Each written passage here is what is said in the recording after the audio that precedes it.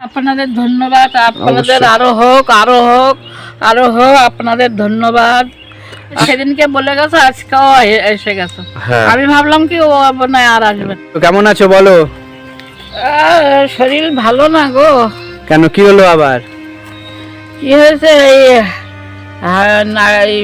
হাটে হাটে বল নেই। হাতে বল নেই? কেন, খাওয়া দাওয়া করছো না নাকি? সকাল থেকে তো সেই 3টের সময় যে ভাত খাই, সকাল থেকে তো কিছু খাই না। ও, কি রান্না করেছো বলো? আলু দিয়ে লেটা মাছ।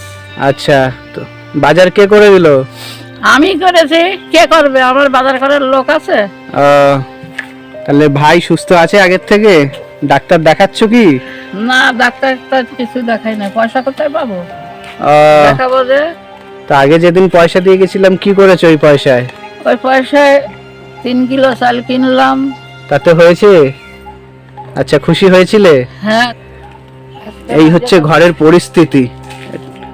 এই মশারির ভিতরে থাকে, উপরে পাখা, এই তো পরিস্থিতি দেখতে পাচ্ছেন। পাখা আছে কিন্তু কারেন্ট নেই, পাখা আছে।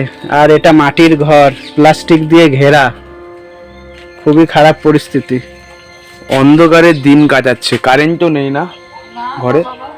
সারাক্ষণ এই গরমকালে অন্ধকারে যদি দিন কাটায় এরকম ভাবে, একটু চোখে ঘুম আর লাগেই না আমার। সারা রাত ঘুমাতে পারেন না? সারা রাত ঘুমাই না, শুধু ওই পাখাটা হাঁকাই। তা ভাইয়ের ঘুমাতে অসুবিধা হয় না? ওর কিছু হয় না, ওর পাখার হাওয়া লাগলে আর ওর ঠান্ডা লেগে যায়। এই আজকে বেরিয়েছিলেন ভিক্ষা করতে? না গো, সপ্তাহে একদিন বেরোই। তা সপ্তাহে একদিন বেরিয়ে তুমি বলেছিলে তো তোমার সারাদিনে 10-20 টাকা আসে, একদিন বেরোলে কি করে হবে? কি করবো, রোজ বেরোতে পারি আমি বলো? তাহলে বাকি দিন চালাচ্ছ কি করে তুমি? ওই কষ্ট মষ্ট করে খাইয়ে না খাইয়ে দিন কাটাচ্ছি, আর কি করবো। এক্সরে করেছি 1200 টাকা দিয়ে। 1200 টাকা কে দিয়েছিল আপনাকে এক্সরে করার জন্য? ওই আমার ভাই দিয়েছিল, ভাইয়ের কাছ দিয়ে নিয়েছিল। ভাই কোথায় থাকে? ভাই দমদমে।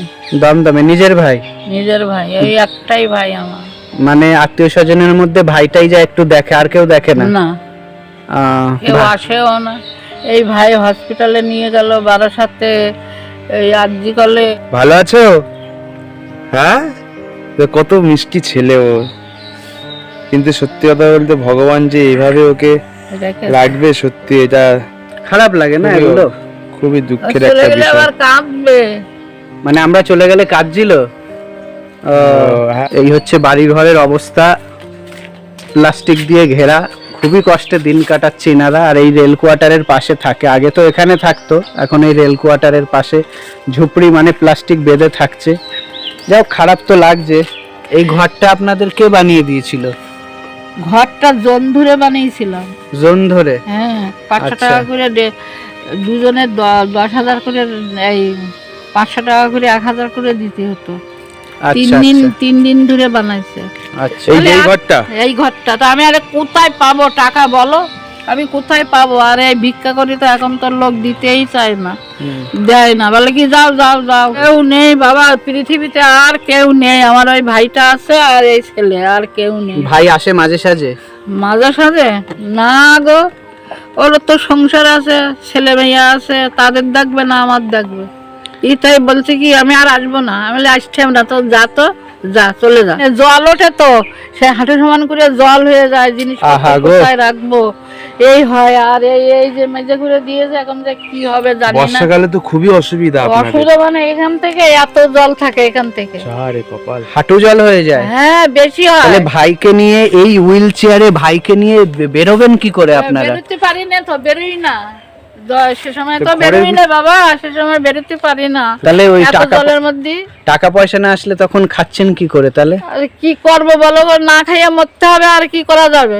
ভাইয়ের হাসিটা কি সুন্দর, ওলে বাবালে। খেয়েছে? দুপুরেও খেয়েছে আজকে?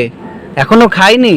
ই বাবা, আগে বলবেন তো তাহলে। ও কিছুই বলে না, আরে আগে বলবেন তাহলে, আমরা তো আগে মানে পরে কথা বলতাম আপনার সাথে, আগে তোকে খেয়ে তো নিতেন।